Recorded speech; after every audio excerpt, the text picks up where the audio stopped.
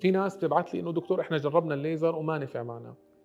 اللي باحب أوضحه إنه الليزر الذي أتكلم عنه هو جهاز إليكسيون الألماني، جهاز سنور 3، والموجود حصريًا في الأردن داخل فقط المركز الأوروبي لطب الأسنان صراحة. هلأ اللي بدي أفهمه للناس إنه الليزر اللي بنحكي عنه ليس ليزر جراحي، ولا يقوم بقطع منطقة سقف الحلق، إحنا ما عم نقص منطقة سقف الحلق عشان نفتح مجرى التنفس. فكرته تقوم على شد عضلات سقف الحلق بدون بنج. لما نسلطه على الأنسجة الطرية في سقف الحلق بيقوم بعملية شدها ورفعها إلى الأعلى بدون جراحة. يعني الليزر اللي جرب الجراحة، طبعا الجراحة مش رح تنفع لأنه القص في هذه المنطقة وقص اللهاه هو مؤلم، ومعظم الحالات اللي شفتها فشلت. الليزر اللي بنحكي عنه فكرته مختلفة تماما.